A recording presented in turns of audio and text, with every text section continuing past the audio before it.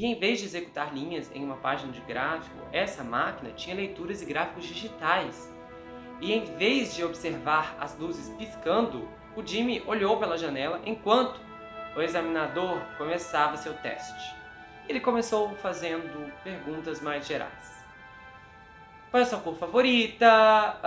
Qual foi sua primeira namorada? E então, do nada, ele acertou o Jimmy com uma pergunta pontual sobre o Larry Hall. O que ele disse e quando ele disse isso. Ele falou sobre sufocá-la primeiro ou usar o trapo. E depois ele voltava para perguntas gerais novamente. Era um dia frio, ensolarado. O Jimmy se concentrou em um pequeno pardal que estava em um galho do lado de fora da janela. Era o auge do inverno. E esse passarinho ainda estava por aí.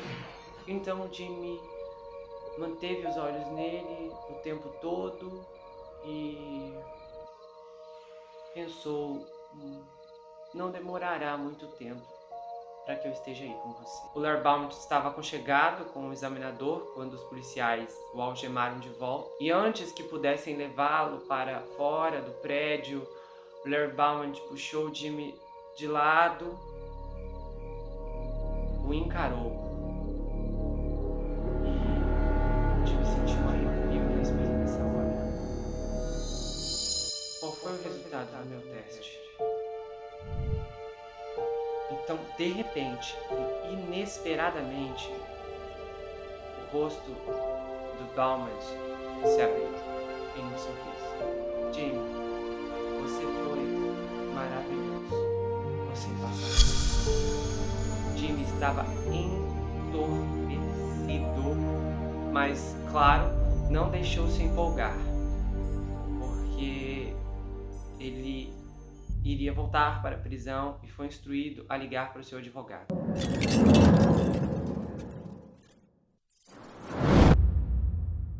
E ele fez isso, ele ligou para o Jeffrey e ele falou: olha, eu falei com o Larry Baumert e ele está em êxtase com os seus resultados, o seu teste foi incrível. Eu acho que eles vão deixar você sair. Então, em 23 de fevereiro de 1999, o Larry apresentou o que é conhecido como moção de redução de sentença sob a regra 35B.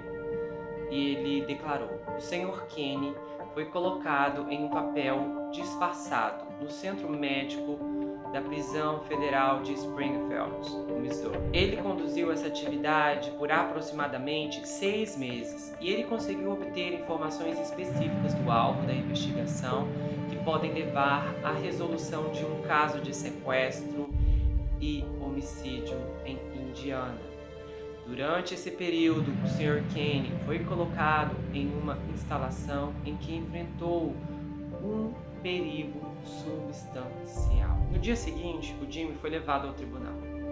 Ao contrário da sua audiência de sentença anterior perante o juiz Baker, esse foi principalmente um assunto processual, com pouco dito em um tribunal aberto. E, para não falar nada, o severo juiz Baker colocou a mão sobre o microfone e, quando olhou novamente para o Jimmy, não foi para repreendê-lo, mas para acalmá-lo. Jovem, eu posso dizer que você passou pelo inferno e voltou. Apenas tenha paciência comigo enquanto passamos pelas formalidades. E papéis foram embaralhados entre o Larry Baumert, o escrivão, o juiz e o advogado do Jimmy. Nenhum agradecimento formal foi oferecido de uma forma ou de outra.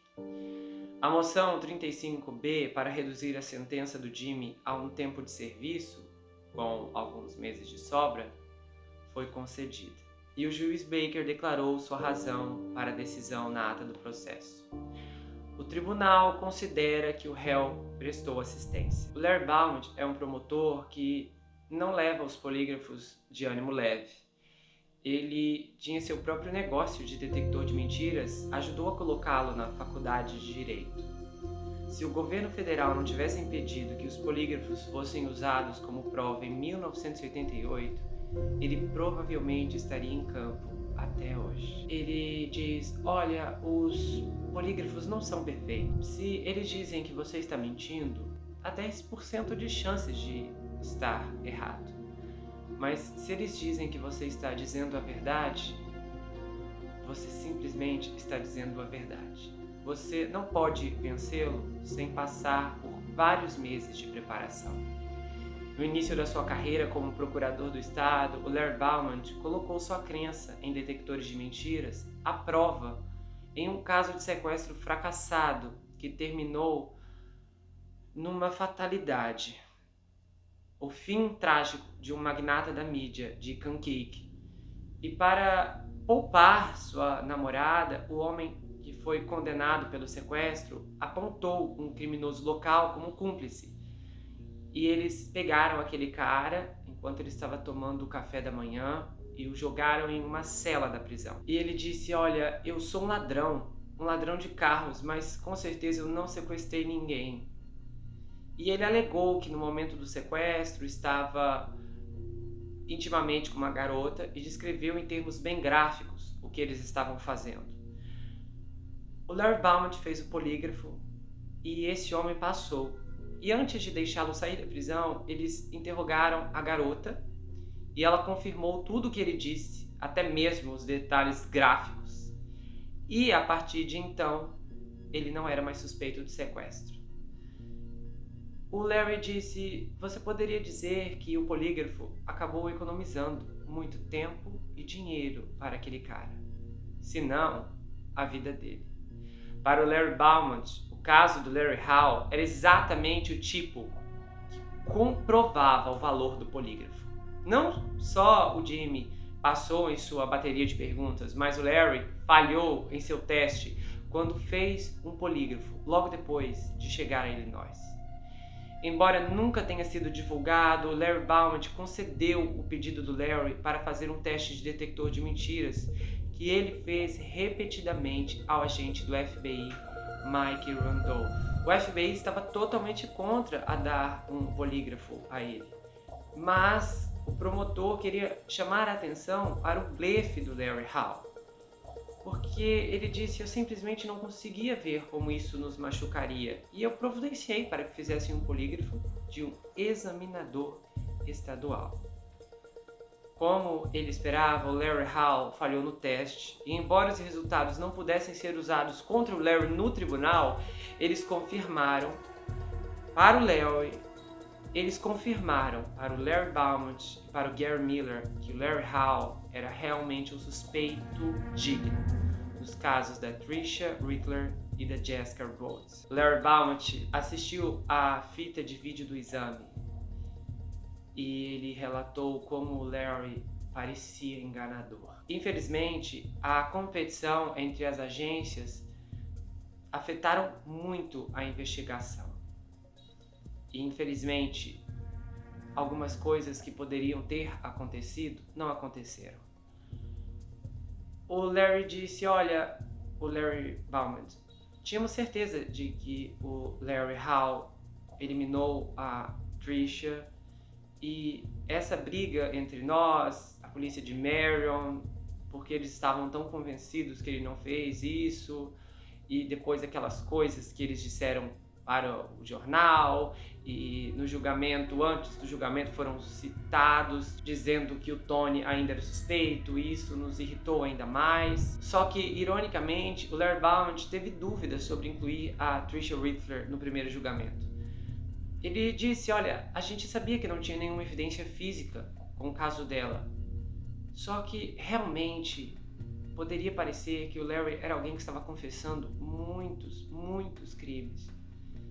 E finalmente sentíamos que nós não poderíamos deixar a Tricia Rickler de fora, se não por outra razão, a não ser para dar um fim à angústia dos pais dela. Ele disse também que na época do julgamento, os pais não estavam cientes das provas que implicavam Larry Hall, e que quando o julgamento começou, eles ainda não tinham nenhuma ideia do que havia acontecido com sua filha. O Larry disse que tinha uma filhinha e ele ficava imaginando como seria terrível se sua filha de repente desaparecesse. Ele tentou dar um fechamento aos Ricklers conduzindo um grupo de busca em Marion, mas infelizmente isso não deu certo. Parecia que algo havia realmente fechado prematuramente com o caso dela. O Larry disse que a ideia de escolher o Jimmy para a missão veio de um agente do DEA, da Força Tarefa de Narcóticos. Eles sabiam que o Jimmy Kinney era um garoto esperto, astuto e que não estava feliz com a sentença que lhe foi dada. Então, eles sentaram entre eles, conversaram e concluíram que seria uma oportunidade e talvez o Jimmy aceitaria. E eles pensaram, sabe, não custa tentar. Foi assim que nasceu a operação. Quanto ao resultado final, ele disse, bem, o objetivo era encontrar o corpo.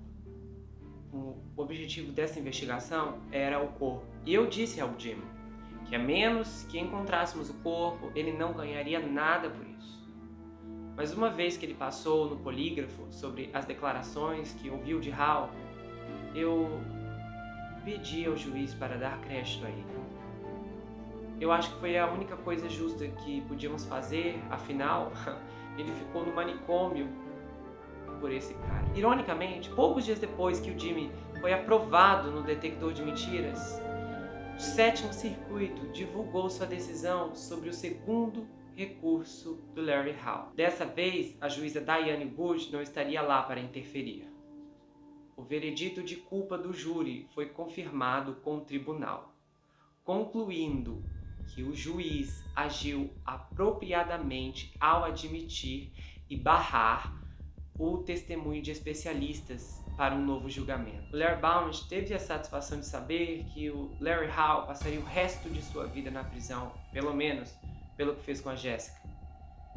Infelizmente, a tentativa de vinculá-lo ao sequestro da Tricia ou aos outros crimes chegaram ao fim oficialmente, com a moção para libertar o Jimmy Kinney. O Larry Bauman se aposentou, pelo menos até onde eu descobri, ele tinha um consultório particular, eu não sei se ele ainda atende, mas ele abriu mão do Departamento de Justiça em 2006, ele raspou a barba que o Jimmy achava assustadora nele, e quando ele olha para trás, para o caso do Larry Hall, ele tem poucos arrependimentos. Só que a verdade é que a investigação ainda estava longe de terminar. A história do Jimmy provocaria um impacto nas águas e continuaria a se desenrolar de maneiras inesperadas nos 9 anos seguintes, com aliados e fontes que o Larry Bauman jamais teria previsto em seus sonhos mais loucos. Uma espécie de câmara de compensação passou a residir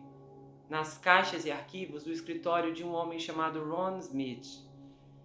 O Ron se aposentou há alguns anos da polícia, pelo menos em 2010, há 5 anos.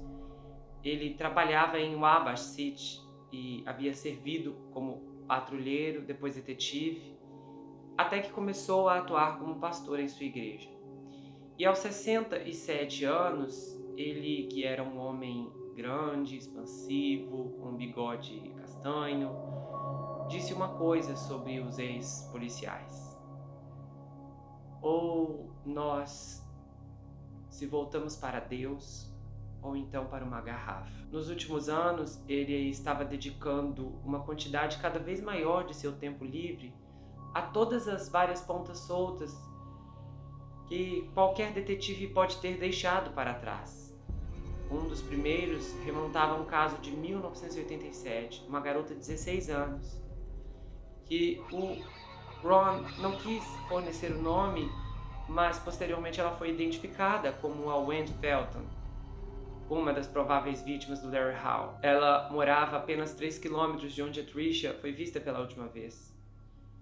E, como a Tricia, o corpo dela nunca foi encontrado. Então, em 2007, o Ron Smith foi abordado sobre o Larry Hall por um policial estadual em Rochester, no Michigan. Dessa vez, era sobre uma mulher encontrada há apenas um mês antes do Larry confessar ao agente do FBI, Mike Randolph, e ao Gary Miller. E naquele ponto, eles entenderam que o Larry chegou a um frenesi onde estava indo atrás de qualquer mulher vulnerável que pudesse encontrar. Principalmente porque ele chegou a um ponto em que estava descontrolado, perseguindo uma corredora de meia-idade que morava na rua dele em Wabash. Então, no inverno de 2007, durante uma viagem de carro à Flórida, o Larry Smith fez uma parada na Carolina do Norte, nos arredores de Durham, onde o Larry estava encarcerado em um hospital de alta segurança. O Larry tinha que dar permissão antes que o Ron pudesse visitá-lo. E quando o Ron o encontrou, ele achou o Larry pouco coerente. Ele se lembra que o Larry não conseguiu responder nada. Até que então ele tirou uma foto da Wendy Felton e, assim como Gary havia feito no passado com a foto da Jessica, ele colocou a da Wendy na frente do Larry. Ele não conseguia tirar os olhos dela. E então, do nada, ele disse: eu lembro. Ela trabalhava em um restaurante e eu ia lá para comer com bastante frequência. E eu comprei algumas joias para ela e então ela fez amizade comigo e eu tive que eliminá-la. Esses detalhes não se aplicavam ao Wendy Felton. Mas algo na foto havia despertado a tagarelice das associações livres do Larry. E para o detetive aposentado, os súbitos fragmentos de confissão eram como breves lampejos de lucidez de alguém que podia estar com demência ou esquizofrenia grave. O Ron nunca descobriu de quem ele estava falando naquela noite. Seja quem for essa vítima que trabalhava no restaurante, não durou muito. Mas naquele encontro, o psicólogo clínico que estava observando a reunião ficou chocado. Ele confessou ao Ron posteriormente que nunca havia visto o Larry falar assim com ninguém. E ele disse: eu conheço há anos. E ele nunca nem comigo falou desse jeito. E para Ron Smith, todos os mistérios sobre Larry Hall começavam e terminavam com seu irmão, o Gary. O gêmeo defendeu o Larry fervorosamente durante seus julgamentos e pareceu levar as condenações especialmente a sério. Só que mais tarde ele ficou cronicamente desempregado e precisou de tratamento para abuso de substâncias, na mesma instituição pública onde seu irmão recebeu aconselhamento no ano anterior. E o mais perturbador para o Ron Smith foi o que houve com o Gary depois que o Larry foi oficialmente condenado sem mais chances de recorrer. Quando o pai dele, Robert, faleceu em 2001, o Gary ficou com a mãe, a Berenice, em uma pequena casa de propriedade do meio-irmão mais velho, que mantinha um emprego estável em uma fábrica local. E às vezes o Gary era visto por amigos morando em um carro. Eles não tinham dúvidas que seu declínio foi devido aos crimes do Larry. E ele dizia para as pessoas: olha, eu não sou como meu irmão. E o Ron Osborne, que conheceu o Larry e o Gary Hall no ensino médio, quando eles cruzavam as ruas juntos, disse: eu acho que em algum lugar lá no fundo, o Gary tem medo de ser como o Larry, já que ele é o seu gêmeo idêntico. E eu acho que o Gary nunca mais conseguiu ficar emocionalmente ou mentalmente estável desde que seu irmão foi preso. Alguns dos terapeutas do Larry acreditavam que o Gary pode ter desempenhado um papel muito maior na patologia do seu gêmeo, muito maior do que ele pretendia, inclusive. Eles argumentavam que quando Gary saiu da casa da família para morar e depois se casar com a namorada, isso fundamentalmente reorganizou os móveis da psique do Larry. Um psiquiatra que testemunhou em defesa do Larry, Arthur Trogue, disse que se lembrava muito claramente de como o Larry contava sobre o primeiro casamento do Gary e de como o Larry se sentiu completamente abandonado. E ele disse isso no primeiro julgamento. Quando ele me contava na entrevista, ele começou a chorar sobre como se sentiu sozinho. E um ponto interessante, e que talvez não fosse por acaso, é que a Jessica Roach e a Trisha Rittler tinham o mesmo penteado e o tipo de corpo da primeira esposa do Gary, a Catherine, que tinha 16 anos quando começou a namorar com Gary. Aí se explica o padrão de alvos iniciais do Larry antes dele perder completamente a mão. Mas para o detetive Ron Smith, o Gary compartilha uma culpa mais direta pelo comportamento homicida do seu irmão, ou pelo menos por encobri-lo. Ron Smith acredita que isso também pode ter alimentado a culpa do Gary. Durante os anos da queda do Gary, o Smith o procurou para ver se ele estaria disposto a confessar. E quando se encontravam, era apenas para sessões curtas e esporádicas. Ele morava com a mãe e mal deixava o Ron chegar perto dele. Depois ele pedia para encontrar em algum lugar e depois nunca aparecia. O Ron Smith calcula que ao longo de 3 anos tentando falar com Gary, ele talvez conseguiu 3 horas de conversas em fragmentos. E ele diz que sempre que conseguia um pouco da atenção do Gary, ele dava as coisas em pedaços. Apenas o suficiente para fazer o Ron Smith se interessar, mas não muito para fazê-lo pensar que talvez ele estivesse envolvido no que seu irmão fez. O gêmeo confidenciou a Ron sobre a viagem que ele, o Larry e o outro amigo fizeram para o West em 1984. E de acordo com Ron Smith, o Gary revelou que eles pegaram uma garota e, segundo as palavras do Gary, fizeram seu caminho com ela. Nunca ficou claro o que o Gary quis dizer, já que ele nunca foi acusado de qualquer agressão íntima. Mas isso era uma outra peça que se encaixava. Se havia um padrão de ataques que explicava a raiva por trás das eliminações, agora também havia um outro detalhe que explicava os ataques íntimos que antecediam as tragédias finais. O Gary contou sobre as reconstituições e as férias turísticas na Pensilvânia que os gêmeos tiraram com a segunda esposa do Gary. E aquela noite, lembram que ele teve que expulsar o Larry do quarto, o Larry queria dormir com eles, ele disse não. O Larry partiu no carro do Gary, e eles não viram por muito tempo, ali, horas, até depois que ele voltou e foi para um outro quarto e ficou várias horas tomando banho. E quando o Gary viu o irmão sair do chuveiro várias horas depois, ele viu que o Larry estava maltratado. Ele tinha muitos arranhões no rosto. O Gary então disse que não pensou muito nisso, até então voltarem para casa. E de repente a esposa dele começou a xingá-lo. E ela queria saber qual mulher esteve em seu carro, porque ela havia encontrado um brinco no banco da frente, embaixo, e não pertencia a ela. Teve uma outra vez que o Larry levou o Gary para um campo de fazendeiro, perto do reservatório de Mississinewa. E eles estavam procurando pontas de flechas. E então Gary e o Larry estavam andando por lá, passaram por um poço de cascalho e de repente o Gary viu uma mão saindo da terra. E ele disse: "Você viu isso, Larry?"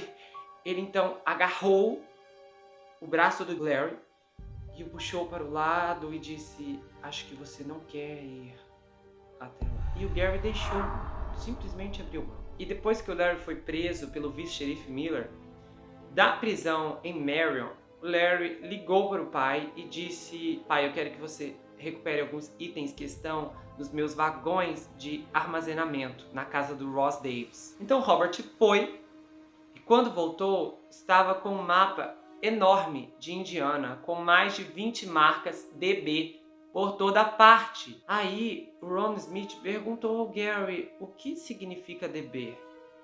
E ele respondeu: na parte interior do mapa dizia que DB é igual a cadáver. E então ele disse que viu seu pai queimar aquele mapa. em uma lata de lixo.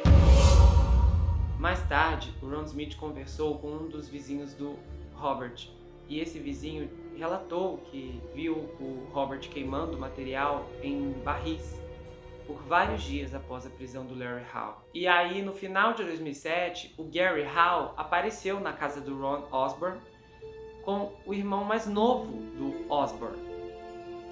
E os dois haviam se conhecido quando estavam no mesmo programa de tratamento de substâncias ilícitas. E o Ron Osborn, que trabalhava há muito tempo em uma fundição da Wabash, o irmão estava desempregado, veio lhe pedir dinheiro e o Gary o acompanhou. Fazia muitos anos que o Ron Osborn não viu Gary. E quando ele olhou para o Gary, ele mal reconheceu. O Gary parecia áspero, seu cabelo estava grisalho, a fala diferente, como se ele fosse um robô. E parecia que ele estava muito confuso naquela época. Ele achou muito triste ver como o Gary estava acabado. E aí, para ser educado, o Ron Osborn perguntou: "E aí, como é que seu irmão está?" E ele disse: "O Larry está em uma prisão para criminosos insanos. Até onde a gente sabe, ele eliminou 22 mulheres." O Ron ficou chocado. Tantas assim? Ele disse: "Eu não sabia disso." Pra ser honesto, ele não tinha acompanhado o caso tão perto dos jornais. De repente, ele começou a contar detalhes da confissão que o Larry havia dado para o agente do FBI e depois para o Jimmy. E ele mencionou de como colocava as garotas sobre uma árvore e então pegava um cinto e o Ron ficou tipo: "Cara, você só pode estar brincando comigo. Como você não sabia que o Larry estava fazendo essas coisas? Então quer dizer que às vezes que eu viajei com vocês, que eu montei acampamento com vocês, que o Larry saía escondido da barraca quando todos estavam dormindo, ele ia, tirava a vida de alguém e depois voltava?" O Ron ficou muito indignado e ele disse ao seu irmão depois em particular: "Não traga este homem aqui novamente." Em uma breve entrevista em 2008, o Larry Hall disse: "Olha, eu tenho problemas de memória. Eu não sei por que isso acontece." Porém, nessa época, o Larry não era uma poça incoerente de associações livres que o ex-detetive Ron Smith havia encontrado um ano antes. Na verdade, o problema do Larry era uma apneia do sono, não a esquizofrenia que o Ron Smith pensava. O Larry começou a usar uma máscara ao lado da cama para ajudar na sua respiração. E aí ele começou a ter noites inteiras de sono pela primeira vez na idade adulta. E de fato, suas respostas às perguntas eram rápidas, firmes e lúcidas, com uma voz aguda, com um leve gorjeio no final. E apesar do protesto sobre sua memória, ele ainda se lembra de que foi culpado por quebrar as vitrines quando tinha 15 anos e que o conserto custou $500. Ele se lembrava dos professores da escola, dos carros que possuía, dos campos de batalha que visitou. E quando perguntado sobre sua tendência de desviar o olhar das câmeras em todas as fotos, ele respondeu: "Eu sempre tive medo de quebrá-las, porque eu nunca gostei da minha aparência." Talvez tenha algo a ver com isso. Ele também foi sincero sobre a vida solitária que viveu quando jovem, na casa dos seus pais e trabalhando sozinho à noite. E ele disse: "Eu não queria continuar vivendo a minha vida do jeito que eu estava vivendo. Eu queria que as coisas fossem diferentes, sabe? Mas eu acho que eu realmente não fiz as coisas certas e mudei a forma como a minha vida estava indo." Quando foi perguntado qual teria sido seu sonho se tivesse ganhado na loteria, ele respondeu: "Eu teria comprado uma bela casa nova para minha mãe, para o meu pai, e compraria uma bem perto para que eu pudesse, sabe, vigiá-los e cuidar deles." Essa foi a resposta do filho bom e gentil de como a mãe do Larry retratou em entrevistas, a jornais e sempre que tinha chance. Mas há algo de adolescente nesses desejos também. Quando perguntado qual teria sido seu emprego dos sonhos, ele relembrou as paixões de sua adolescência. Ele queria ter sua própria loja de vara de rua, onde poderia consertar varas de ruas antigas. E quanto a namoradas e família, ele disse que pensava em se casar algumas vezes, mas isso sempre o assustava. Sabe, eu não sei porquê. Eu sempre tive medo de não ser capaz de lidar com uma família. Depois que eu vi o que aconteceu com os meus 2 irmãos, que se casaram 2 vezes e se divorciaram, tendo que pagar muita pensão alimentícia. Isso meio que me assustou. O Larry não tem contato com suas sobrinhas, e embora uma delas more perto da prisão na Carolina do Norte, o Larry admitiu que neste ponto, em 2008, já não viu Gary há 10 anos. Ele diz também que era uma longa distância de viagem de Indiana, e até este ponto ele ligava para sua mãe toda semana e não falava com Gary. Ao que parecia, na época, ele estava resignado a viver o resto de seus dias na prisão de Butler, mas sentia falta da prisão de Springfield, onde disse que fez vários amigos. E quando foi perguntado sobre o Jimmy Kenny, ele hesitou no início, mas depois respondeu: eu fiquei amigo do James por um tempo. Pelo que me lembro, quando ele descobriu do que eu era acusado, ele meio que me assustou.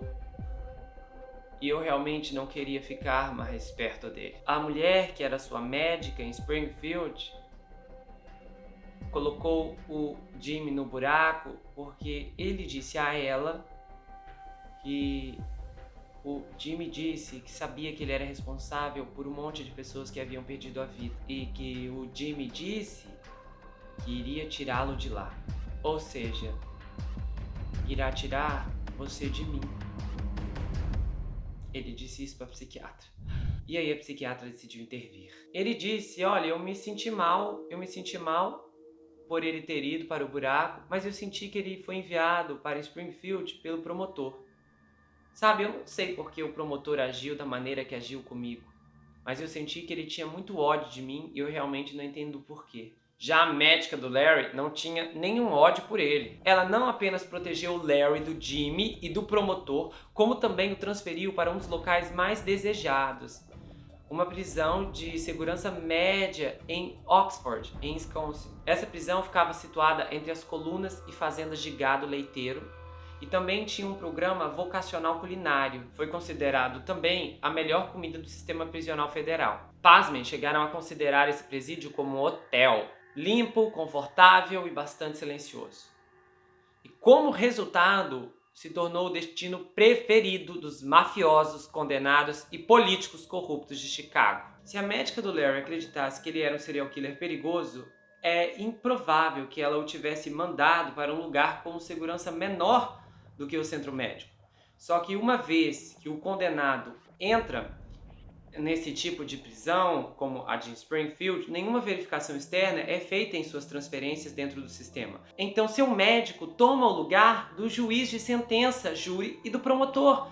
Um oficial da lei, familiarizado com os registros prisionais, chegou a dizer que era impressionante como o Larry despertava os instintos maternos das mulheres que trabalharam com ele na prisão, especialmente quando o histórico criminal dele era terrível em relação ao que ele fez com as mulheres do lado de fora. Porém, se a médica do Larry em Springfield achava que estava fazendo algum favor ao transferi-lo do MCFP, ela estava completamente errada. Ele detestou Oxford e tentou até tirar a própria vida lá. Um outro fator contribuiu para a depressão do Larry, e foi quando o Tribunal do Sétimo Circuito negou o recurso. Então as suas esperanças de dar o fora da prisão foram extintas para sempre. Aí aconteceu o seguinte: o Larry foi transferido para um hospital em Minnesota para um tratamento intensivo, isso em 2004.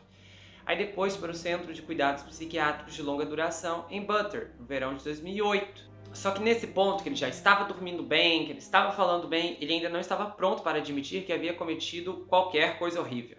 E aí, quando foi perguntado, tá, então por que você confessou a tantos policiais diferentes? E aí ele disse, olha, eu confessei a certos policiais que sonhei que fazia coisas. Aí perguntaram, tá, e esses sonhos poderiam ser uma janela para as coisas reais? que você fez, Larry?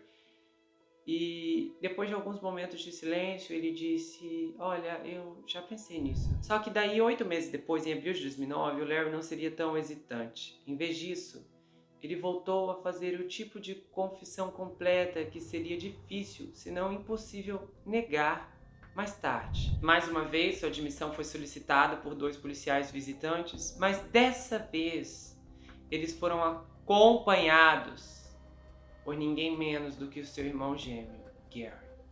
Os policiais eram detetives de casos arquivados de Indianápolis que investigavam o que houve com a Michelle Dewan, de 21 anos, em 1991. Ela havia sido estrangulada em um bairro residencial tranquilo conhecido como Irvington. Ela é aquela que estava tomando banho de sol com o bebê recém-nascido. A família da moça achava que podia ter sido o ex-namorado dela, mas a polícia disse, olha, nunca teve evidência nenhuma contra o caso. E na verdade, esse novo mover era consequência da edição de agosto de 2008 da revista Playboy, com um artigo que descrevia a missão do Jimmy Kenney em Springfield, 17 anos depois do que aconteceu com essa moça. E a história se tornou especialmente oportuna para os detetives de casos arquivados quando leram sobre a Tricia Riddler e as viagens do Larry a Marion a apenas 130 quilômetros ao norte de Indianápolis, subindo a Rota 69 dos Estados Unidos. Quando eles contataram o detetive aposentado o Ron Smith, ele deu a eles uma instrução valiosa. Sabe, se vocês querem resultados, vocês precisam levar Gary Hall junto com vocês. Talvez Larry fale alguma coisa se o irmão estiver junto. Na cabeça dele, se o Jimmy Kenney tivesse tornado uma espécie de gêmeo substituto do Gary para fazer o Larry confessar em Springfield, então, de repente, o gêmeo real seria um catalisador para fazê-lo confessar outra vez. E após uma breve reunião com o Gary, o Larry concordou em falar com a polícia de Indianápolis e admitiu que eliminou a Michelle Dewan. Como fez antes, o agente do FBI Mike Randolph e o vice-xerife Gary Miller, o Larry forneceu detalhes vívidos sobre o que fez e detalhes que, novamente, não eram conhecidos pelo público. E ele diz que foi atraído ao bairro dela por causa da busca interminável por uma van Dodge Vintage que foi anunciada no Auto Trader, e a Michelle chamou a atenção enquanto estava tomando banho de sol no seu quintal. Quando ele seguiu dentro da casa, ele se assustou com os choros do bebê e foi embora logo depois de sufocá-lo. E de acordo com Gary, o Larry não apenas admitiu o que fez com a Michelle, como também confessou pelo menos mais 14 vítimas que passaram do seu caminho. Ele continuou conversando com os detetives por 5 horas até que o horário de visita acabou. Eles voltaram no dia seguinte e passaram mais 8 horas com Larry antes de terminar. O Gary deu a notícia sobre as confissões do seu gêmeo durante uma entrevista em novembro de 2009, na estação de TV de Indianápolis. Ele não tinha mais aquela aparência abatida e cinzenta que Ron Osborne tinha presenciado anos antes. Em vez disso, ele estava com o cabelo arrumado, penteado, pintado de preto, sua pele estava bronzeada e ele parecia mais mexicano do que do meio oeste. E sua voz tinha o mesmo gemido, o mesmo tom agudo do seu irmão, e ele disse: eu acredito que o Larry eliminou a Michelle e eu acredito que o Larry eliminou muitas mulheres jovens. As vítimas do meu irmão estão espalhadas por todo o país, muito além de Indiana, Illinois e Wisconsin. Lugares que nunca nem tinham suspeitado do Larry vieram à tona, e ele começou a mostrar pelos dedos: Califórnia, Colorado, Missouri e Wyoming. Estados que não haviam aparecido antes. E ele disse: eu não acredito que o meu irmão esteja inventando nada disso, ele tem muitos detalhes específicos. E então o repórter perguntou: Gary, por que você está apresentando as informações sobre o seu irmão gêmeo? E então ele respondeu: estamos procurando a verdade. Depois ele ecoou os mesmos sentimentos expressos do Jimmy Kenney e do Larry Bauman no artigo da Playboy, porque ele disse: a gente quer o fechamento para as famílias e queremos que todas as vítimas sejam trazidas para casa. Cada uma delas. E essas vítimas incluem a Tricia Rue. No segundo dia da entrevista com Larry, os detetives de Indianápolis trouxeram um mapa para mostrar onde ele havia enterrado a Tricia. O Larry localizou um ponto próximo a 700 West Slocum Trail, e era o mesmo endereço listado em suas anotações para Francis Slocum Trail. Os detetives de Indianápolis trabalharam com as informações que receberam do Larry e eles tiveram cuidado de manter o Gary e a Donna Rittler, os pais da Tricia, a par das investigações.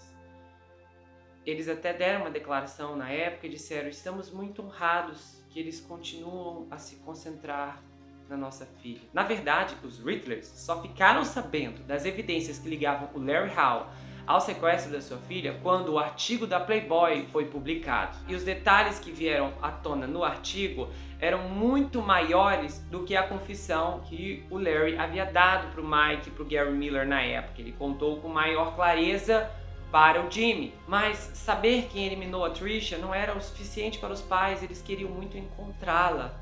E esse desejo era incomparável e imensurável, que não cessava. E eles disseram: olha, a dor ainda é insuportável. Eu sei que já se passaram 16 anos e a gente não consegue, sabe? Não dá para esquecer. O problema estava realmente na data. 16 anos se passaram desde que a Tricia havia sido eliminada. Então a área remota aonde ela foi enterrada era um grande desafio.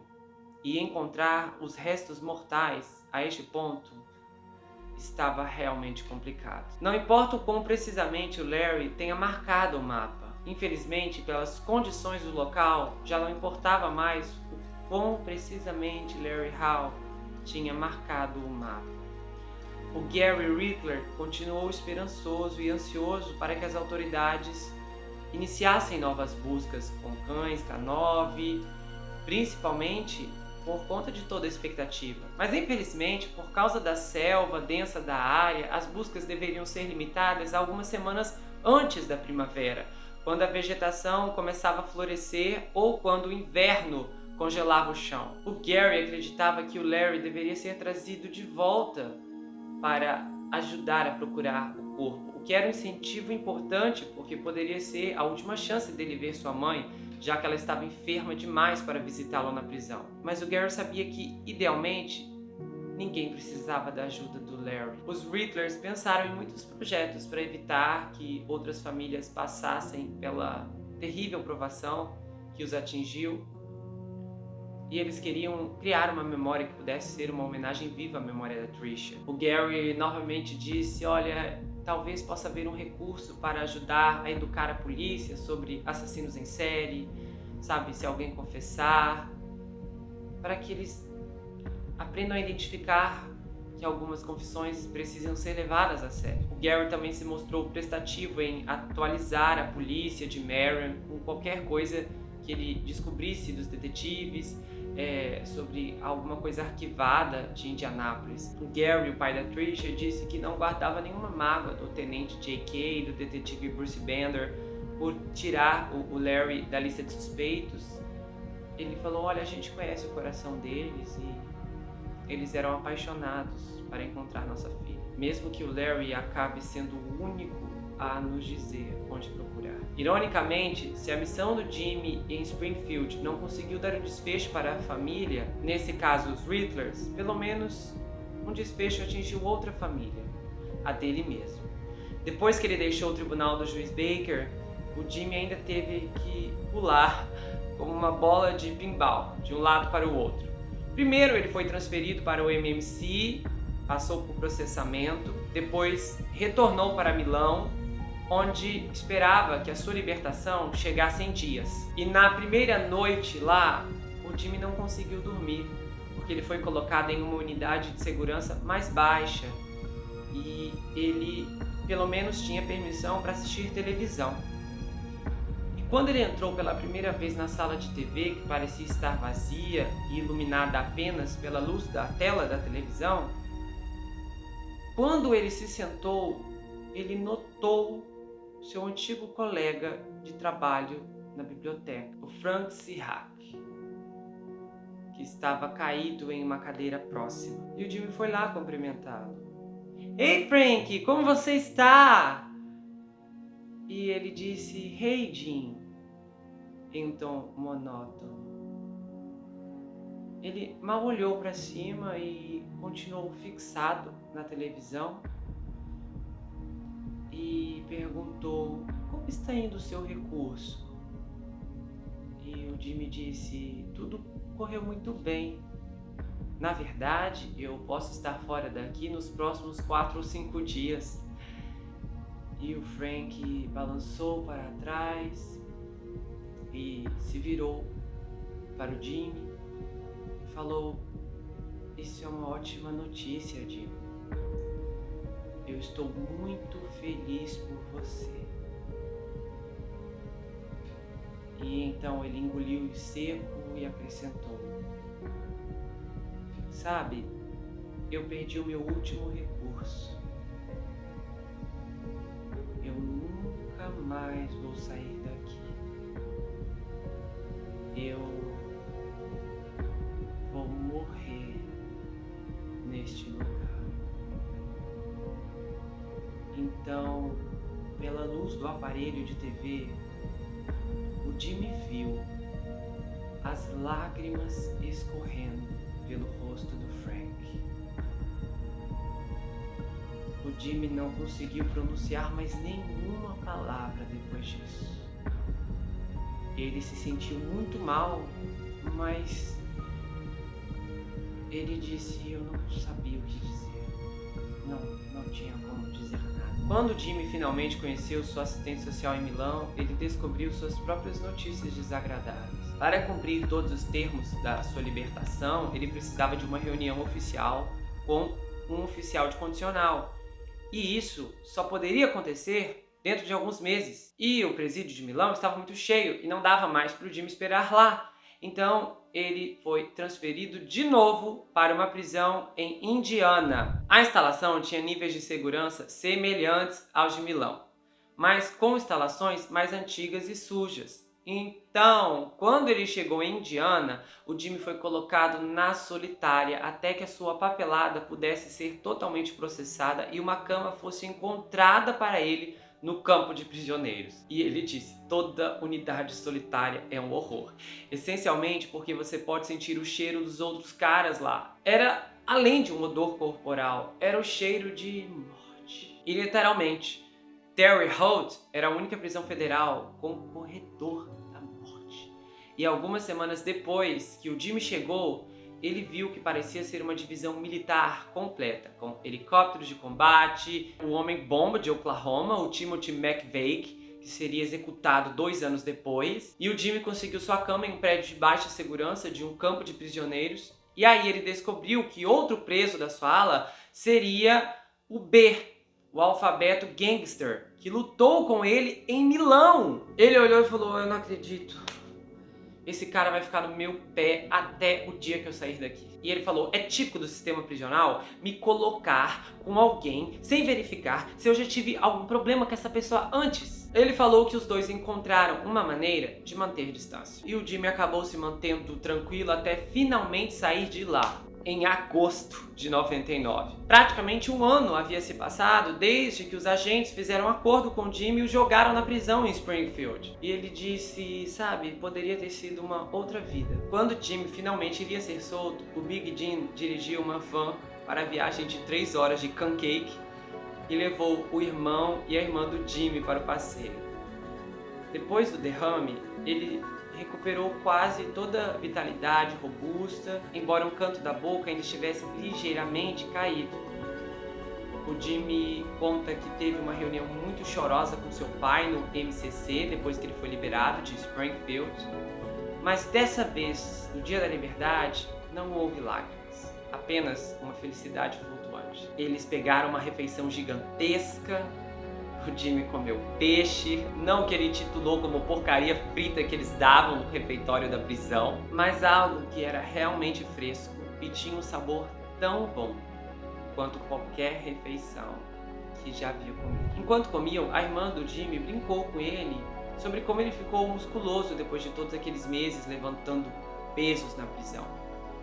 Olha para os seus braços, você está ficando muito grande. E o Big Jim discordou. Ele falou, sabe, não, eu acho que fica bem nele. Ele parece com aquele garoto que ele costumava ser quando jogava bola. Era como se ele nunca tivesse traficado substâncias ilícitas. Era como se não houvesse sentença de prisão ou empreendimentos comerciais fracassados. Para o Big Jim, o filho dele tinha chance de recomeçar do zero. E a partir daí, o pai e o filho ficaram juntos. Eles não estavam mais tão focados nas obsessões de suas vidas anteriores. O Jimmy falou, sabe, a gente se via e era sobre outra coisa. O Jimmy disse, olha, antes, quando eu e meu pai sentávamos para conversar, era sempre sobre esportes ou negócios. Os esportes quando eu era pequeno, os negócios quando eu era adulto. Mas agora, depois que eu saí da prisão, a gente saía, íamos no barco dele, a gente pescava um pouco, sentávamos em cadeiras de jardim, e ele destacou tudo como uma loucura, os eventos, porque depois de tudo que ele passou, não era mais tão importante ficar rico. Nem para ele, nem para o pai, não é mais tão importante ficarmos ricos. Nós apenas apreciamos a companhia um do outro. E na noite de 28 de novembro de 2004, 5 anos depois que o Jimmy saiu da prisão, o James Kenny pai faleceu subitamente de um ataque cardíaco aos 67 anos. Se o Jimmy não tivesse aceitado a missão do Larry Baumert em Springfield, ele ainda estaria no Centro Correcional de Milão. Ele disse, sabe, eu ainda não consigo acreditar que meu pai se foi. Eu penso nele todos os dias. Há momentos que acontece algo e eu pego o telefone, pronto para ligar para ele e contar sobre isso. E então eu lembro que ele não está mais. Eu nunca consegui esquecer a voz dele, aquela voz profunda, retumbante. E eu a ouço como se estivéssemos conversando, como se tivéssemos conversado ontem. Certa vez estávamos dirigindo juntos pela cidade, quando eu tinha 14 ou 15 anos. E o papai apontou da janela do carro para uma loja e disse, sabe, isso é um negócio lucrativo, filho. E eu perguntei, o que significa lucrativo? Ele deu uma grande risada e falou, você deve estar brincando comigo, James. O que eles estão ensinando a vocês na escola hoje em dia? Quando a gente chegar em casa, eu quero que você aprenda o que significa a palavra lucrativo. Volte e me diga quando souber. O Jimmy disse que não podia simplesmente ignorar e esperar que o Big Jim esquecesse. Ele realmente esperava que o filho procurasse a palavra. E o filho fez. Ele decorou a definição do dicionário e da próxima vez que estiveram juntos, ele contou a ele o significado de lucrativo, sem que o Big Jim precisasse perguntar. E ele disse, isso é muito bom, filho. Por que eles não estão ensinando essas coisas na escola? Ele disse que ouviu muito isso dele.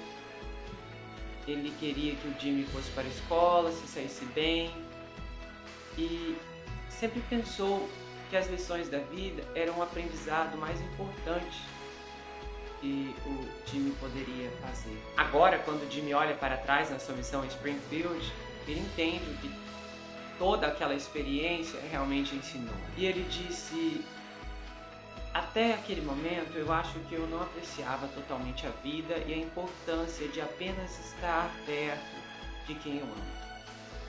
Após a minha libertação antecipada, os 5 anos que passei com meu pai significaram mais para mim do que todo o dinheiro do mundo. Eu tenho certeza que as famílias das vítimas do Larry diriam o mesmo, se pudessem trazer essas garotas de volta. Às vezes eu me pergunto o que teria acontecido se o Larry Bauman não me tirasse de Milão. Eu estava preso naquela prisão com caras da máfia. E se eu tivesse andado com eles por 10 anos, provavelmente teria ido trabalhar para eles assim que fosse libertado. Quem sabe? Eu não tinha mais nada para mim. E agora não consigo me imaginar fazendo nada que tire vantagem da fraqueza de outras pessoas. Desde que saí em 1999, eu não tive nenhum problema com a lei. E tudo o que fiz para ganhar a vida foi honesto. Ali por essa época de 2010, o Jimmy começou a procurar projetos para adaptar sua história, talvez filmes, e ele disse, olha, se acontecer seria muito irônico. Depois que eu saí da prisão, exceto meu pai, ninguém mais acreditava que eu chegaria a algum lugar. Quando eu costumava dizer às pessoas, olha, eu tenho essa história, eu acho que posso fazer alguma coisa dela, as pessoas riam na minha cara. Mas o meu pai, ele era diferente. Ele nunca me deixou esquecer. Ele sempre disse, você desistiu da sua carreira em Hollywood, você podia ter. Você conheceu o Tom Cruise, o Martin Scorsese. Mas sabe, filho, eu ainda acredito que você pode mover montanhas. E que o melhor da vida ainda está por vir. Já está na hora, filho. Já está na hora. Sabe, um ponto triste nessa história é que recentemente eu tive notícias bem recentes dos pais da Trisha, a Donna e o Gary. E esse casal sofre até hoje. Eles disseram que ficaram muito chateados que o Jimmy estava tão perto e estragou a missão. 29 anos depois do desaparecimento da Trisha, eles ainda têm fé que o corpo vai aparecer. Pelo menos há 2 meses atrás eles disseram isso a uma emissora que os contatou. A história do Jimmy inicialmente veio à tona em 2008 no artigo da Playboy. Depois, em 2010, ele lançou um livro chamado Com o Diabo, coescrito com um renomado autor chamado Ilan Levin. E é até legal ver o lançamento, eles tiveram uma noite de autógrafos, quem é autor sabe como é um momento especial, é um momento de lançamento do livro, eles estavam lá, parecia algo modesto e eu achei muito bacana, eu gostei de ver. A CNN também fez uma reportagem especial sobre o caso logo depois, e depois a NBC dedicou uma matéria também no Deadline de 40 minutos para falar sobre. E foi aí que aconteceu uma reviravolta monstruosa, ou melhor, uma descoberta. O Jimmy foi a única pessoa que viu os falcões.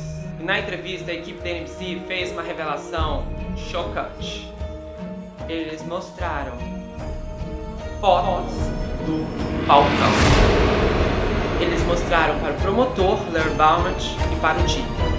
Ficou perplexo. E era altamente reconfortante para ele, porque ele foi o único que durante todos aqueles anos tinha visto o falcão. Era a prova que apoiava exatamente o que ele disse. E a NBC conseguiu o falcão porque eles foram falar com o irmão do Gary para a reportagem especial. E quando eles chegaram, eles viram, alguém da equipe viu o falcão e falou, gente, isso aqui bate com a declaração dele. E aí eles perguntaram, escuta aqui, que falcão é esse aqui? E o Gary disse, olha, o Larry esculpiu a mão e mandou para a casa da minha mãe quando estava na prisão. Isso foi chocante e impulsionou novos esforços, porque vários investigadores de inúmeros estados começaram a desenterrar lugares onde souberam que o Larry esteve ali por conta de alguma recriação da época da Guerra Civil. Infelizmente eles não conseguiram encontrar corpos, mas acharam vários objetos femininos. E o mais interessante também é que o sonho do pai do Jimmy também se realizou, porque uma minissérie contando essa história está sendo lançada na Apple TV, vai ser lançada no mesmo dia que, por acaso, eu também lanço essa série aqui. Tecnicamente, esse é o último episódio, então, no dia que o primeiro episódio já saiu pra vocês, né? Falando aqui do futuro. O Jimmy tem uma declaração que ele disse assim, sabe, na vida as pessoas podem dar alguns passos errados, passos que as destroem. E eu sou uma dessas pessoas, mas eu tive uma segunda chance, não apenas para me salvar, mas para redimir a sociedade das escolhas erradas que eu fiz. Até onde eu descobri, o Jimmy se deu bem também no mercado imobiliário. Larry Dwayne Hall ainda está vivo.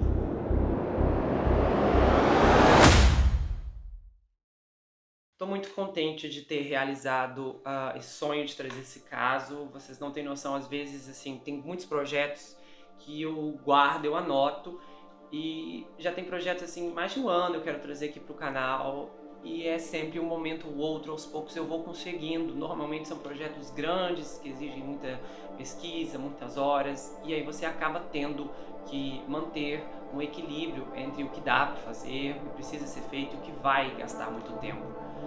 E eu achei os elementos desse caso fascinantes porque quando eu descobri os elementos dessa história em novembro do ano passado, em 2021, eu sabia que perfeitamente era adequado para trazer um formato minissérie aqui. Na época eu achava até que iria levar para o Gustavo Report, nem sonhava da existência do 24 Horas na Mira, e hoje é realmente mais apropriado. Foi um caso com muitos aspectos emocionais também. A gente vê essa história, essa conexão, essa ligação de pai e filho é altamente profundo aqui. Eu não consigo me recordar de algo assim tão imenso. Eu nem sei o que houve com a mãe do Jimmy. Eu não sei se ela tá viva, não sei se ela ainda está respirando, ela mal é mencionada, só o pai mesmo. E isso é muito interessante da gente ver como a vida pode ser completamente chocante em algumas voltas que ela pode proporcionar. Eu acho que esse caso, como um caso de redenção, é um caso também muito interessante, e ele dá uma perspectiva diferente, principalmente porque essa é uma situação isolada de um homem que teve uma nova oportunidade e ele agarrou não apenas para conseguir sua liberdade, mas também para endireitar a sua vida. E antes de entrar um pouco na análise do comportamento do Larry, de explicar um pouco o que eu penso sobre a mente dele, tem algumas coisas que eu acho que precisam ser comentadas porque são muito importantes. E uma delas é o fato do Larry Hall parecer ser um ser inofensivo. Eu acredito que isso se dá, e isso se deu, no caso, isso se deu por causa do peso dele. Ou seja, pessoas que têm um peso um pouco mais elevado, elas naturalmente transmitem uma simpatia. É como se aquele indivíduo fosse incapaz de fazer o mal. Tem uma atração que vai surgir aqui nesse mesmo segmento do 24 Horas na Mira, que eu também estou com o roteiro pela metade. A vilã do caso, ela conseguiu se safar durante seus vários crimes. Ela mudava e contava as versões da história o tempo todo, e a polícia, sabe, ouviu 50 versões de um mesmo testemunho e nunca nem desconfiou. Por quê? Porque ela parecia ser uma mulher inofensiva, sabe, um ser incapaz de fazer qualquer coisa. Isso se dava ao peso dela, se dava a essa visão que a sociedade tem.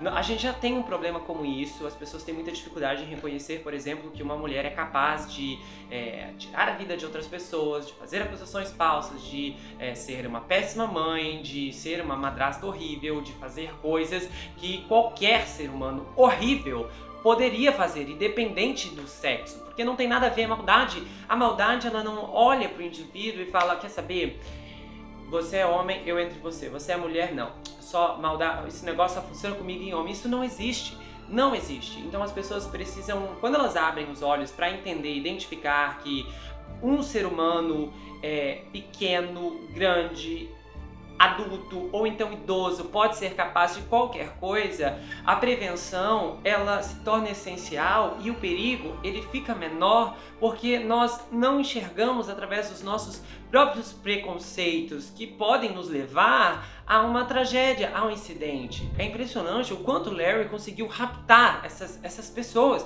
Então assim, é assim chocante pelo fato da aproximação corporal que ele deve ter tido antes de alguém sentir que estava em perigo. Então ele chegava com aquela carinha dele e ele olhava pra lá e falava: oi, tudo bem, não sei o que, sei lá como é que era o papo dele, e dava o bote. Isso é muito chocante. Tão chocante que enganou pessoas que eram treinadas, ou seja, os policiais. Mesmo ele confessando, os policiais disseram: não acreditamos, a gente não acredita, isso aí é invenção, coitado, é um aspirante, não é nada na vida, tadinho, manda ele embora.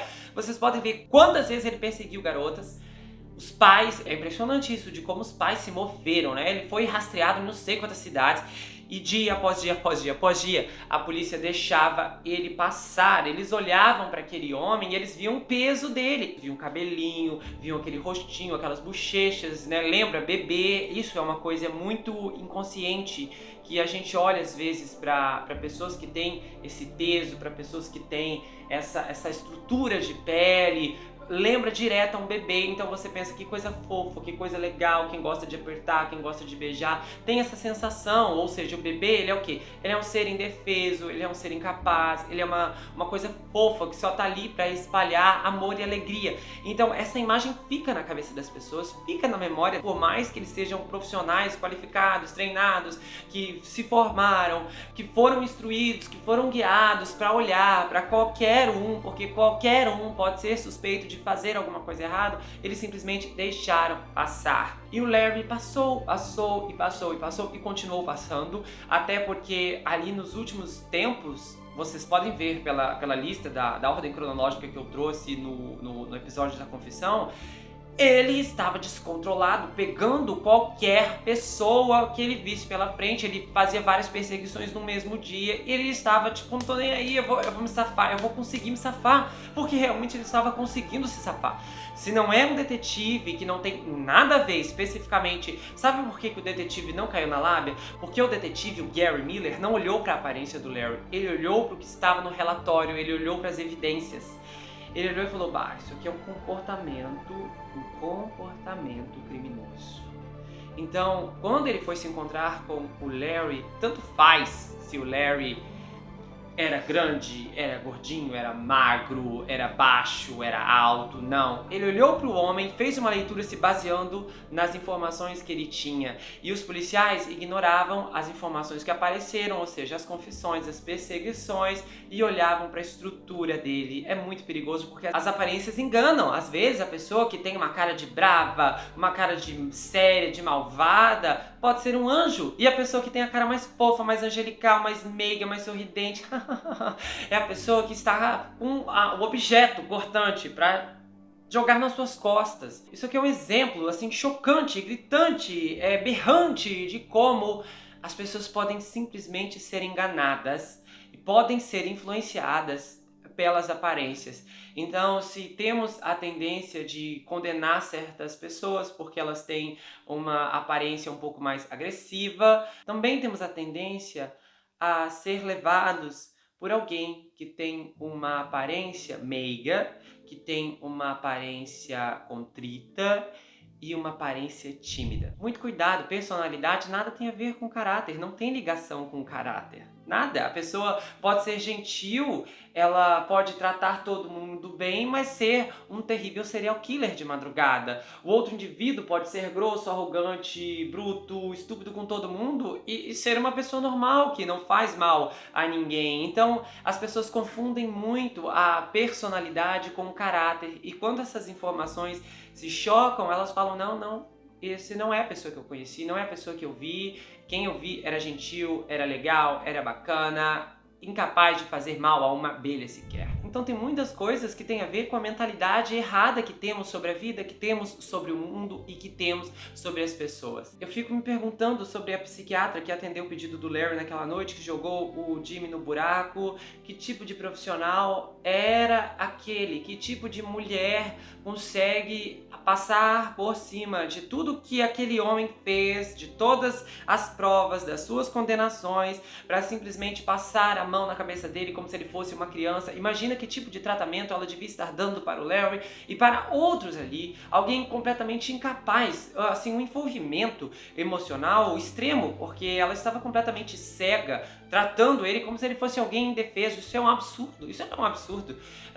Eu fico imaginando o estrago que essa moça, que essa senhora, seja lá quem for, não deve ter realizado na sua gestão, seja naquele lugar ou em qualquer outro, sabe? É uma aberração, um absurdo, um absurdo.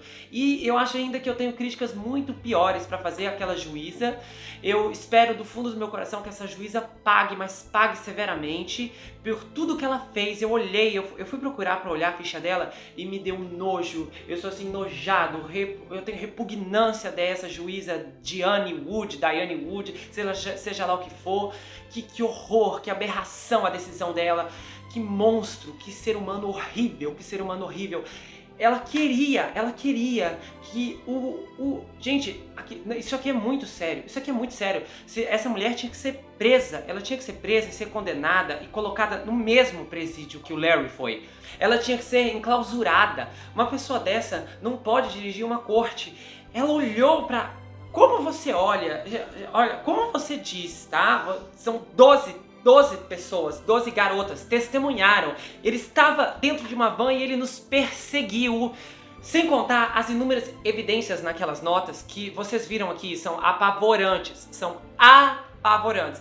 Ela queria claramente que ele fosse liberado para eliminar mais pessoas. São sociopatas, são psicopatas que estão no poder, tá? Psicopatas chegam no poder para poder fazer o mal. Essa juíza é um ser humano horrível. Eu olhei a carreira dela, as decisões que ela toma são assim, meu Deus do céu, vocês não têm noção. A luta, eu não vou falar muito aqui, mas vocês não têm noção da luta que o Reduto tem com ela lá, principalmente porque ela passa por cima da Constituição. Essa mulher é imparável, ela foi nomeada, ela faz literalmente jus ao corrupto que a nomeou. Então, ela está lá no poder até hoje, impressionante isso. E ela está lá dia após dia, após dia, após dia, emitindo as piores decisões, coisas inconstitucionais, tudo de horror, tudo de abominável que tem se movido dentro daquele estado. Ela tem batido de frente para liberar, para autorizar todos os tipos de inconstitucionalidades, coisas que não estão previstas na Constituição, que não estão na primeira emenda, que não estão na segunda emenda dos Estados Unidos. Essa mulher tem feito, ela tem desvirtuado.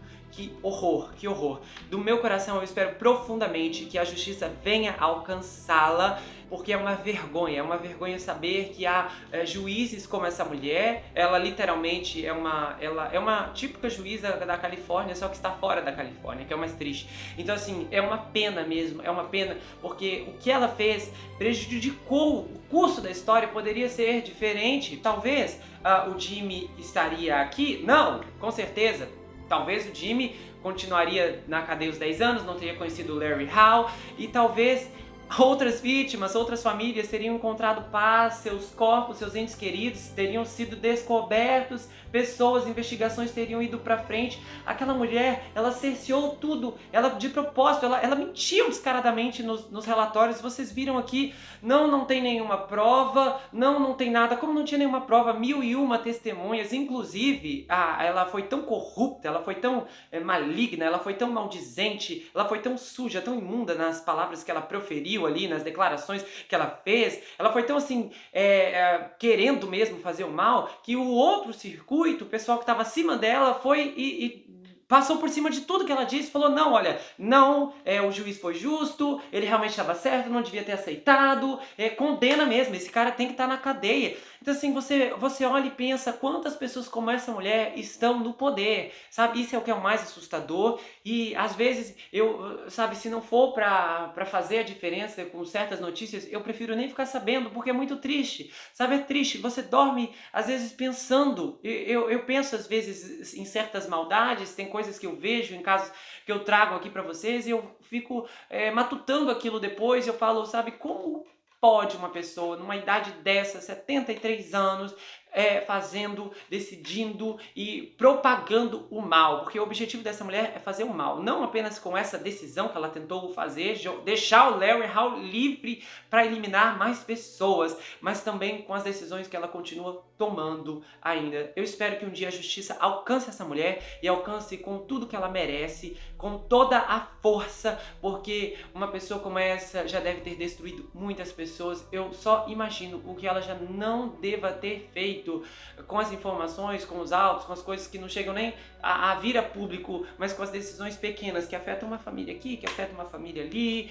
que afetam como esse caso, porque esse caso, se você for procurar as decisões dela, esse caso não aparece. Eu fui pesquisar esse caso e eu descobri o papel dela nesse caso. E deve ter muitas outras histórias por aí, pessoas que também foram severamente afetadas, pessoas que foram severamente atingidas por pessoas como ela. Isso é muito triste, é muito triste. É um contraponto da justiça, é um contraponto da verdade e é revoltante, é bastante revoltante. E no final só posso dizer uma coisa: vergonha e repugnância. É tudo o que eu sinto por uma pessoa como essa, que realmente demonstra ser capaz das mais terríveis ações iguais à do Larry Hall. Bom, mas vamos lá, deixando agora as minhas ressalvas a esses personagens peculiares. Eu acredito que esse caso ele apresenta um fator de que nem sempre a aparência interfere no destino. Os dois irmãos, até certo ponto da vida, eram bastante parecidos. Tinham o mesmo peso, o mesmo cabelo, o mesmo rosto, o mesmo corpo, os mesmos pais, a mesma casa e a companhia um do outro. E ainda assim, um conseguia conversar e se relacionar com mulheres e outro não. O que mais uma vez prova que o que está por dentro interfere mais do que pode ser visto pelo lado de fora. E quando a gente fala de aparência, há muitas diferenças e caracterizações. Então, não é uma regra única esse caso, isso aqui também não é uma generalização, a minha opinião, mas é um exemplo do que se encaixa nessa categoria dessa história aqui. Esses dois irmãos que nasceram no mesmo dia, na mesma hora e no mesmo lugar, enxergavam a vida de formas distintas e obscuras. Embora o Gary, a gente tem esse agravante extremo, porque ele foi um catalisador, eu acredito muito, principalmente pelo que aconteceu no carro com a tal da garota, que deve ter sido para você chegar a cometer uma atrocidade como essa, vocês não têm noção da perturbação interior que um indivíduo como esse tem, e é uma coisa muito, muito preocupante mesmo.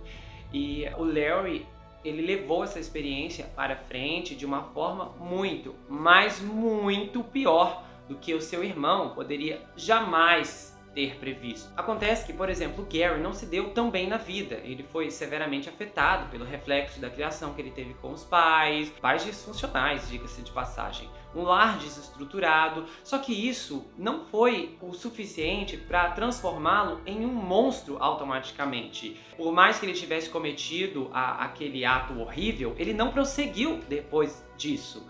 Então você vê que ele teve um grande tropeço, não foi para cadeia, deveria ter ido se tivesse sido denunciado, sabe lá como as coisas aconteceram. Bom, de qualquer forma, ao que parece, depois desse ato violento, ele parou.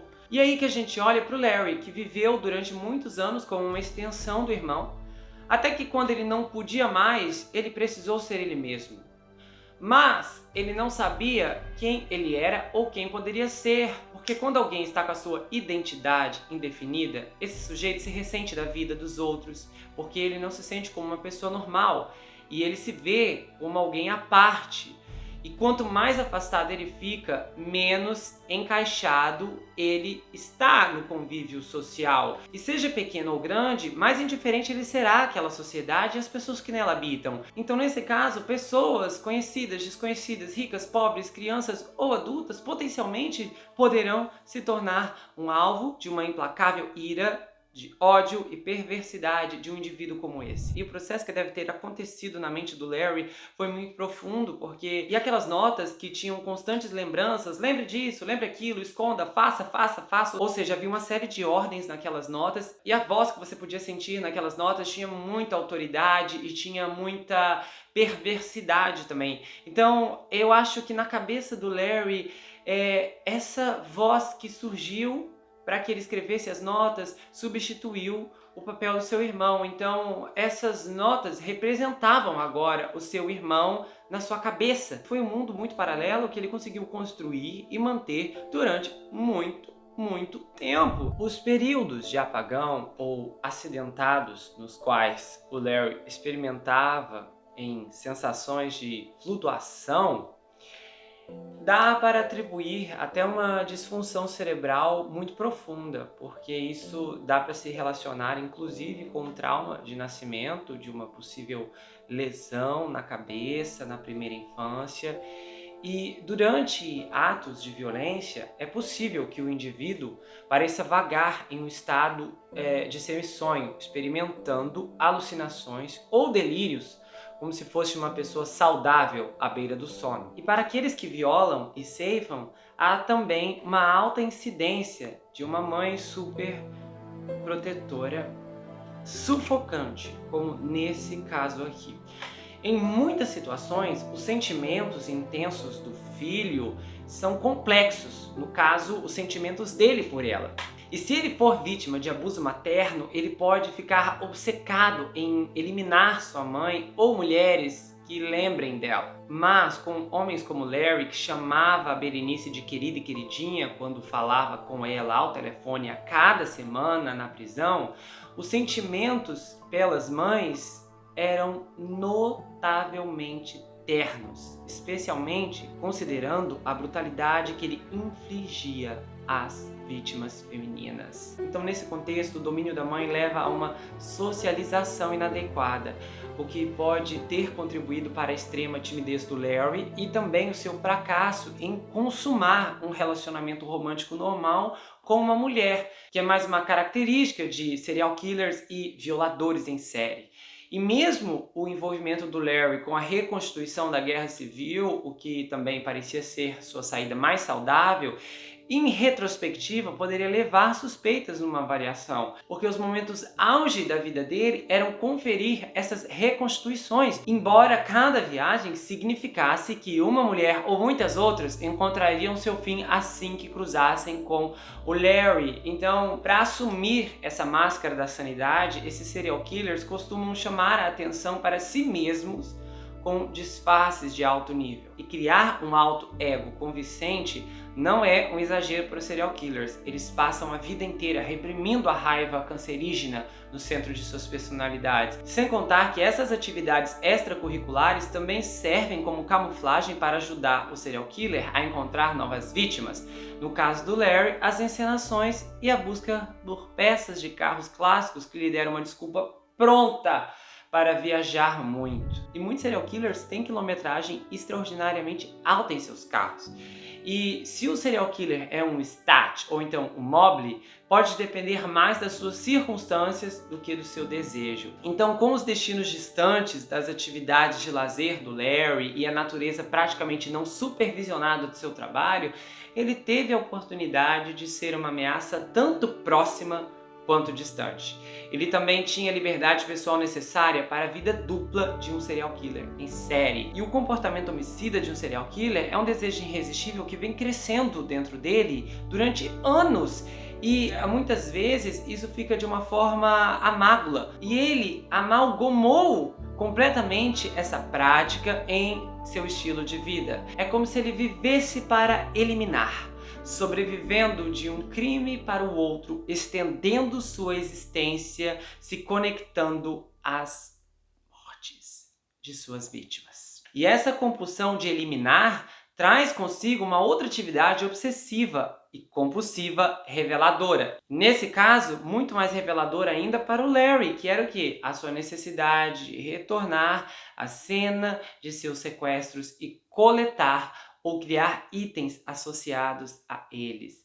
É como se ele fosse um animal selvagem, porque ele estava fascinado com os restos do seu crime. Então, muitas vezes, serial killers fazem o quê? Visitam os túmulos de suas vítimas, assistem a seus funerais, e muitas vezes, mesmo depois do enterro, o serial killer gosta de manter o crime vivo na memória, lendo sobre a vítima nos jornais, visitando o local onde ela foi vista pela última vez, ou no caso, onde ele a encontrou pela primeira vez. E quando muitos crimes são cometidos no mesmo local, é até provável que o serial killer retorne periodicamente para lá, mesmo quando não tem nenhuma vítima para ceifar. Então, o retorno do Larry à cena do crime um ano após o sequestro da Jessica Rhodes foi a sua ruína final. E como a investigação do Gary Miller revelou, ele não apenas perseguia por garotas perto de Georgetown, onde sequestrou a Jessica Rhodes, e naquele mesmo dia ele perseguiu a garota de patins.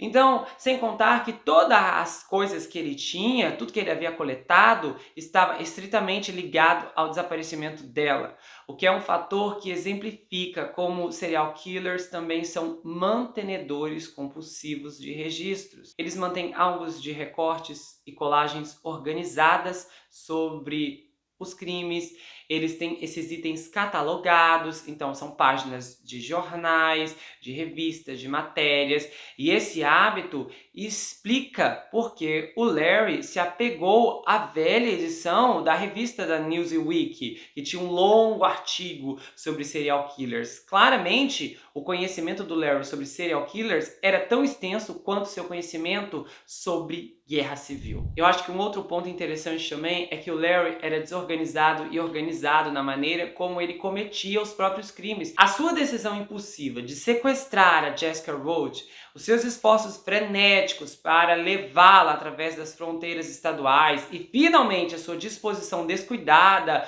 de jogar o corpo dela sugerem o perfil de um criminoso desorganizado.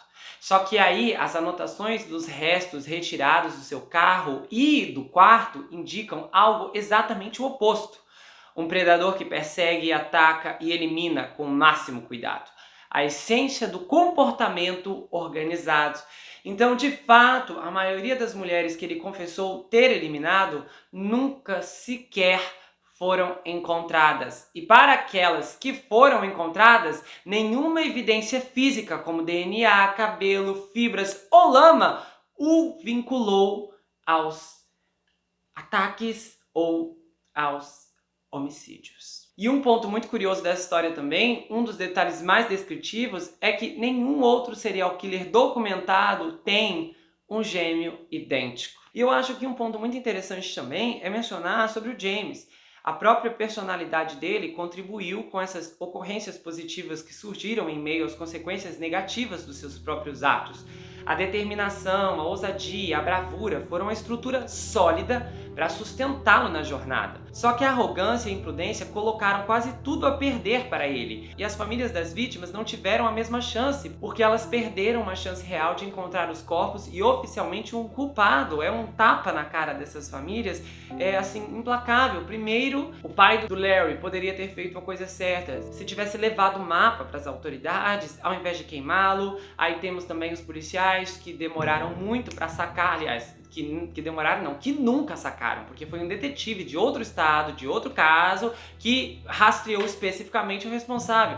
Então, olha, o sistema falhou, primeiro o pai falhou, aí temos também os policiais que falharam, aí depois temos também a juíza corrupta que falhou, e depois temos o Jimmy que falhou. Então, assim, é um tapa na cara dessas pessoas, dessas famílias. É muito triste de você ver, assim, uma pessoa atrás da outra, um por um, falhava com eles. Isso é lamentável porque tem famílias que estão em situações piores ainda que os pais da Trisha. Pessoas que não fazem nem ideia do que aconteceu. A pessoa saiu, como muitas vítimas, e desapareceram.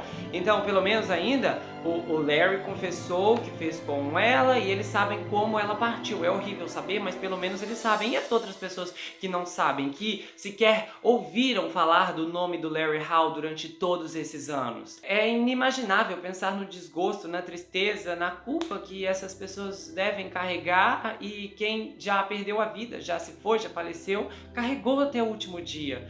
Isso é um exemplo de como muitas coisas que você faz podem atingir diretamente ou indiretamente outras pessoas, de forma positiva ou de forma negativa, porque tudo tem um impacto.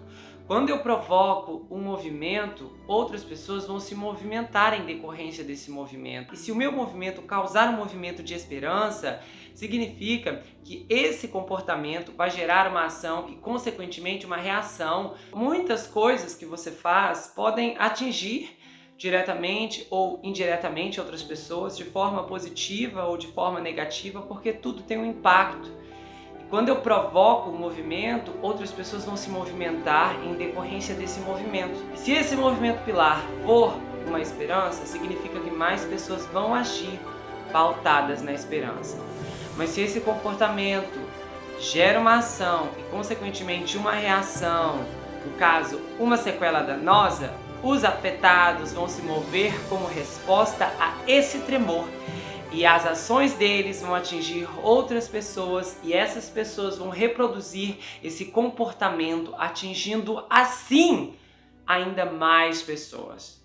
Não há limites para essas extensões. Não se pode contar, não se pode parar e não dá para prever. Todos nós carregamos um legado que a curto prazo não pode ser calculado, mas algum dia será medido.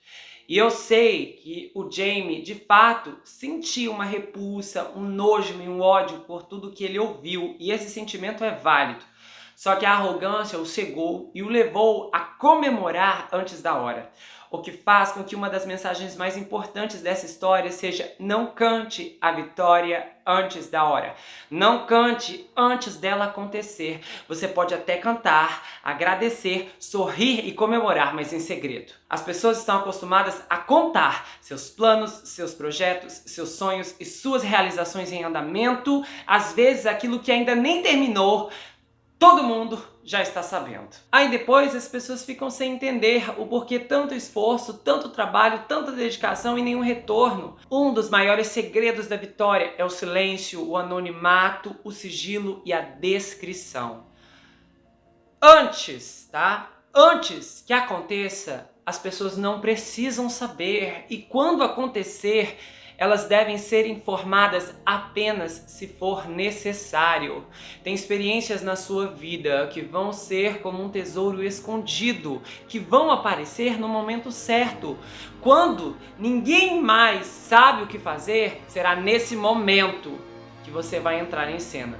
Porque aquilo que você viveu, aquilo que você conquistou se encaixa com a ocasião. A precipitação do James condenou muitas famílias ao martírio em aberto. Cerceou a chance de um desfecho para os pais angustiados na alma. No geral, o que o James fez não foi em vão, porque concedeu a ele uma segunda chance. Mas foi só isso, quando poderia ter sido muito mais. Ainda assim, apesar dessas ressalvas, eu acho muito singela a redenção que ele teve. Ele colocou a vida no eixo, passou mais 5 anos com o pai, e foi uma oportunidade que geralmente não acontece, exceto no Brasil. Aqui não conta, as pessoas são presas um dia e são soltas no outro. Mas as segundas chances são assim mesmo, inesperadas, insolúveis, improvisadas e cercadas por um propósito, um objetivo maior do que você mesmo.